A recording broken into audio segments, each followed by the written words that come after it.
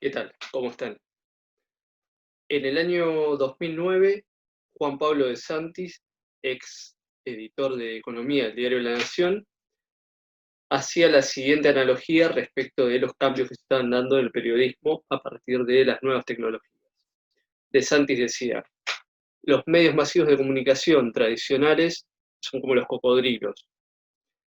En la prehistoria, los cocodrilos eran inmensos, eran gigantes y formaban una parte central en lo que era la cadena de alimentación. Pero después, a lo largo del tiempo, se tuvieron que ir adaptando, se fueron haciendo más pequeños para poder sobrevivir en nuevos ambientes con nuevas formas. Muy bien, de esta manera, dice De Santis, el ecosistema de medios está cambiando y los medios van a tener que elegir entre adaptarse o eh, desaparecer. Esto en referencia a los medios de comunicación tradicionales, año 2009. Habrán visto antes de ver este video, el video muy cortito, pero conceptualmente muy interesante, que les dejé de Adrián Amado Suárez, quien decía que los medios son apenas un eslabón en la cadena de construcción de la noticia. El video de Adrián Amado Suárez es del año 2019, 10 años después de este textual que acabo de citar de Santis respecto a los cocodrilos. Es decir, lo que dijo De Santis en su momento lo repite Adriana 10 años después. ¿Qué pasó en esos 10 años? Es la pregunta con la que arrancamos esta clase.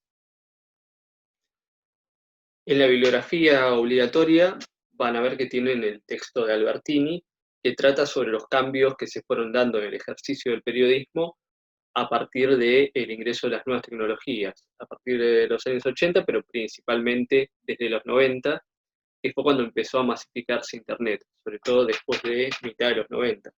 Por ejemplo, en nuestro país se forman los conglomerados de medios, los multimedios, a partir de algunas medidas que toma el gobierno de Carlos Saúl Menem, como la ley de reforma del Estado y demás, que permiten que grupos como Telefónica o Grupo Clarín se conviertan en grandes conglomerados. Bien, pero al interés de Albertini, él se refiere más específicamente a la redacción de los medios gráficos. En este caso sí podemos tomar al Grupo Clarín como una manera de pensar lo que dice Albertini. Bueno, él se refiere a que los medios en papel empezaron a adoptar lo digital a partir de su estrella, que serían los sitios web.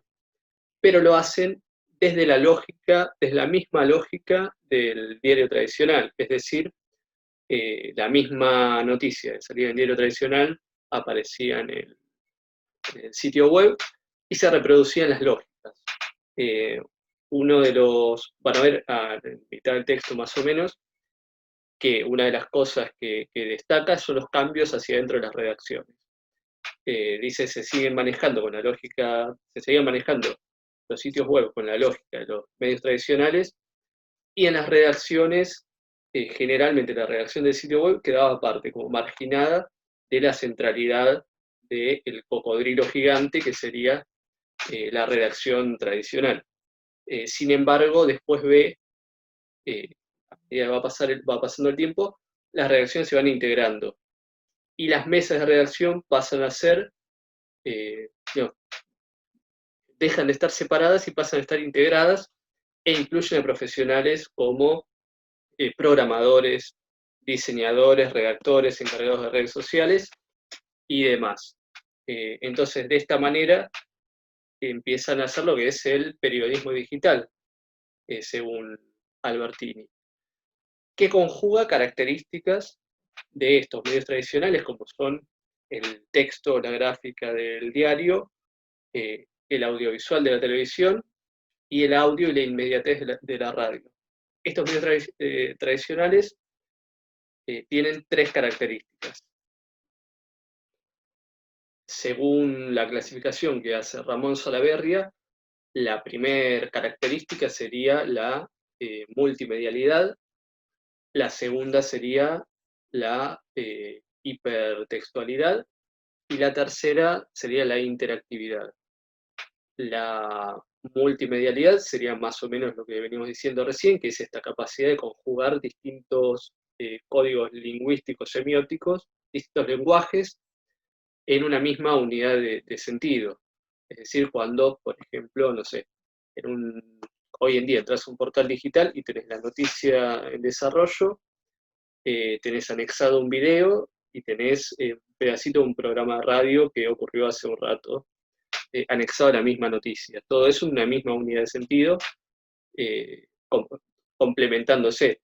Después, por otro lado, la segunda característica, dijimos la primera, la multimedialidad, la segunda es la hipertextualidad, que tiene que ver con esta manera de enlazar los contenidos y de remitirlos todo el tiempo a distintos sitios web a partir de palabras clave, a partir de temas en común y demás. Y finalmente, la tercera característica que menciona Salaverria y que cita Albertini es la de la interactividad, que tiene que ver con la participación de los usuarios a partir de foros, comentarios en las noticias, redes sociales, etc. A esto Albertini agrega una cuarta característica. Esta cuarta característica que agrega Albertini es la de la temporalidad. Incluye los fenómenos de sincronía y asincronía, que para ejemplificarlo podemos retomar también lo que decimos recién del portal. Por ejemplo, el mismo portal te es una noticia en desarrollo y te está transmitiendo en vivo un evento al mismo tiempo. Después la renovación constante de la información, volviendo también a la noticia en desarrollo, a veces está sucediendo algo, te suben el título, pero se va renovando todo el tiempo a medida que los acontecimientos van sucediendo. Volviendo a De Santis, el de los cocodrilos, citado nuevamente por Albertini, él dice que el periodismo antes tenía una lógica industrial en la cual, el diario en papel sobre todo, en la cual se producía durante determinada cantidad de horas, todos los días, determinada cantidad de contenidos y bajo determinados horarios prefijados. Esto cambia totalmente, obvio, y los flujos de información y de generación de contenidos pasan a ser constantes. Hoy en día podés acceder a la información si sucede algún hecho importante a las 3 de la madrugada, tenés a los medios de comunicación publicando información a esas horas, lo cual también cambia los roles y cambia esta lógica de la redacción y el trabajo de 8 horas o del periodo que fuere. Esto tiene que ver también, la cuestión de la temporalidad, con el aporte que dan los dispositivos móviles, sean las tablets, los celulares, las computadoras portátiles, hacen que el usuario esté en todo momento y en todo lugar, esté con algún dispositivo el cual tiene acceso a la información. Esto genera que, las redacciones, como decía Albertini, haya responsables específicos de los manejos de dispositivos. Por otro lado, y en total sintonía con esto, tenemos el fenómeno de las redes sociales. Cuando De Santis hablaba de los cocodrilos en 2009, quizás no estaban tan en auge o no eran tan masivas. En ese momento recién empezaba a masificarse Facebook, aparecía Twitter, pero cuando Adrián Amado habla en 2019, las redes sociales ya son parte del flujo de información periodística constante y de interacción constante de usuarios de todas las edades. En alguna red social habrá usuarios de mayor edad, en otras más jóvenes, pero los medios tratan de estar en todas, incluso ahora con TikTok, seguramente en muy poco tiempo tengamos también a todos los medios con su cuenta de TikTok. Pero bueno, sin irnos mucho más lejos, la cuestión de las redes sociales genera otro tipo de relación con las audiencias y obliga a los medios de comunicación tradicionales a adaptarse a esas lógicas, distintas lógicas de contenido. Al respecto, el autor cita, y nosotros también citamos algunos dichos. Por ejemplo, De Santis nuevamente decía que las redes sociales son una forma de comunicación más de los medios tradicionales, que pueden generar noticias o no. Adrián Amado Suárez, por otro lado, sigue diciendo que los medios son un eslabón más de la cadena de construcción de la noticia, pero que las redes sociales los obligan constantemente, dada la generación de participación que dan los ciudadanos, que llevan a un periodismo participativo, a estar mucho más atentos a lo que se publica. Y después cita también a Julián Gallo, quien dice que las redes sociales no son un apéndice de los medios de comunicación, sino que es exactamente al revés. Bien, y para ir finalizando, esta frase de Gallo la verdad que nos sirve mucho, porque si los grandes medios masivos de comunicación son un apéndice de las redes sociales, entonces hay algo que quizás no estuvimos pensando todo este tiempo, que tiene que ver con que las redes sociales quizás no son un espacio neutral. Si nosotros nos fijamos, van a ver en la actividad de producción que les dejé una nota respecto al uso de redes sociales en enero de este año, cuáles fueron las más usadas y con qué cantidad de usuarios.